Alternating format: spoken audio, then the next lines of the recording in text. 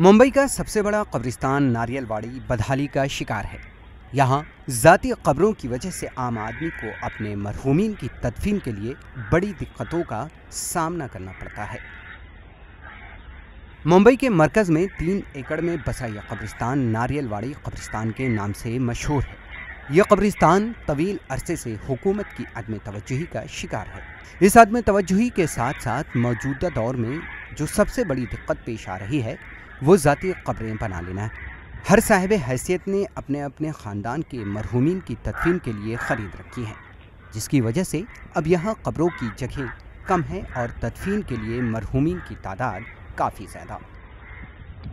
दिक्कतें क्या है कि यहाँ पे दरगाहें बहुत हो गई हैं और नए नए जो बाबा लोग का इंतकाल होता है ना, वो भी चाहते हमारे दरगाह बने। उनके बस तकलीफ है इन लोगों से, कोटे वालों से और दरगाह वालों से, क्योंकि उन लोगों ने यहाँ पे जो दरगाह है पुरानी बनी है, वो ठीक है, अब नहीं बनना चाहिए। ये हमारा अपील है पब्लिक से। कब्रिस्तान ट्रस्ट का कहना है कि हुकूमत अगर इस मामले को संजीदगी से ले और कब्रिस्तान में मौजूद ज़ाती कब्रों को सलीक़े से बना दिया जाए तो आज 500 से लेकर 1000 कच्ची कब्रों के लिए जगहें इस्तेमाल के लायक पहुँच जाएंगी। कब्रिस्तान ट्रस्ट ने कहा कि ज़ाती कब्रों की वजह से कब्रें कम नज़र आ रही हैं और जगह महदूद होकर रह गई है। दरगाहों को हम भी मानते हैं, सुन्नी मुसलमान हमेशा दरगाह को मानता है, समझे।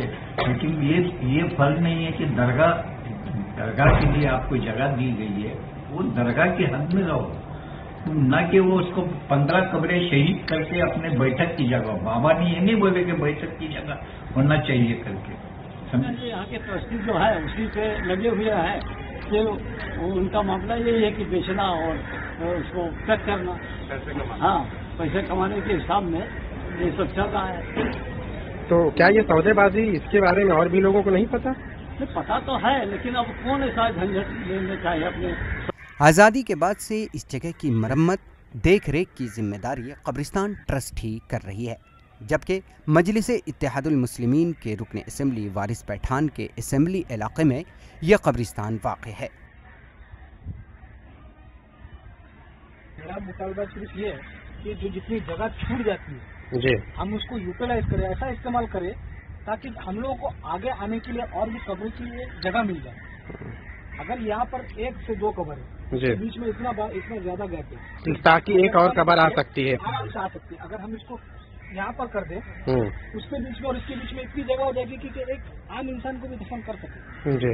तो हमको इसी तरीके से पूरे कब्रिस्तान में इसकी बीच में से जगह बहुत छुटी हुई है, तो उसको कम करके इस तरीके से उसका इस्तेमाल करना है। अगर ये क्या है कि मैं एमएलए था जब भी, तो नारियलवाड़ी कब्रिस्तान में बहुत सारे काम किए थे, लेकिन पिछले 5 साल में हमारे हल्के से मुस्लिम एमएलए होने के बाद भी कोई भी कब्रिस्तान में कुछ भी काम नहीं हुआ। मैं जब था तो हमारे मुस्लिम भाइयों के जो 6 इधर कब्रिस्तान है, सुन्नी भाइयों का नारियलवाड़ी कब्रिस्तान है, उसके बाद में शिया लोगों का है, उसके बाद में शिया खोजा लोगों का है, सारे जितने भी हमारे मुस्लिम भाइयों के कब्रिस्तान है, हिंदू भाइयों का कब्रिस्तान है, हर कब्रिस्तान में मैंने काम किया।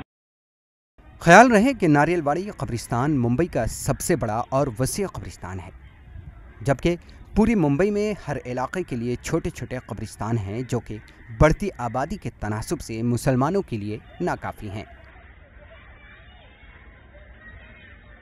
हैरान कर देने वाली बात यह है कि यह कब्रिस्तान मुसलमानों की ज़ाती मिल्कियत है और मौजूदा दौर में बुनियादी ज़रूरतों के साथ साथ कब्रिस्तान मुंबई के मुसलमानों के लिए एक बड़ा मसला है, जिसके बारे में हुकूमत संजीदा नहीं है।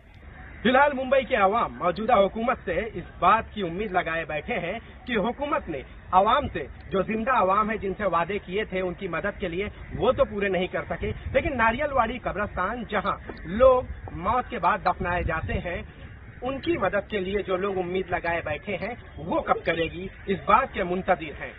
मुंबई से ईटीवी भारत के लिए शाहिद अंसारी की रिपोर्ट।